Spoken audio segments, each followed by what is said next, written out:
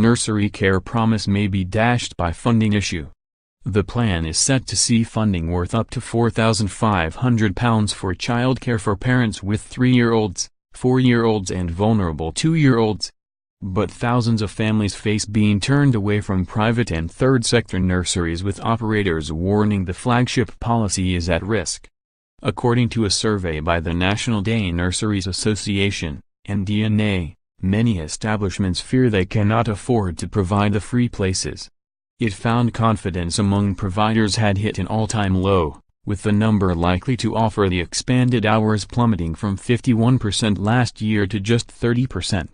Almost half, 46%, were unlikely to deliver the additional hours, almost double the 24% in the NDNA's 2017 survey. Just 7% of respondents said they could deliver the 1,140 hours at current funding rates. The NDNA said many were making significant losses delivering the current 600-hour offer. In the private and voluntary sector, 92% of nurseries provide funded places for 3- and 4-year-olds.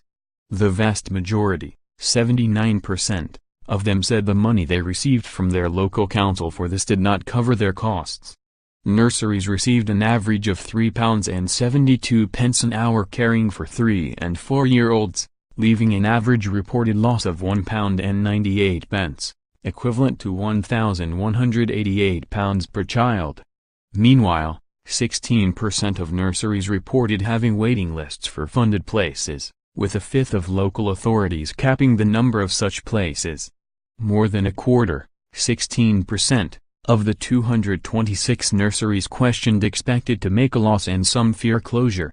NDNA Chief Executive Purnima Thanukku said, NDNA has uncovered the true predicament that nurseries in Scotland find themselves in, and it has reached a crisis point. Private nurseries just don't feel confident that sufficient funding will be passed on to providers by local authorities to make it worthwhile for them to deliver the full 1,140 hours provision. This would drastically reduce childcare choices for parents. As the Scottish Government via local authorities is their biggest customer, it needs to guarantee it can pay a fair rate which would enable all providers to continue as sustainable businesses.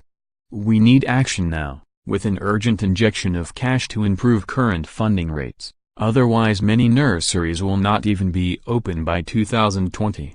A deal struck with council umbrella body COSLA in April means £990 million will be spent on day-to-day funding for the expansion scheme by 2021 – £150 million more than the government's previous estimate. But Scottish Tory education spokeswoman Liz Smith said, "This is another example of the SNP making a grandstanding promise, only for delivery to fall flat on its face."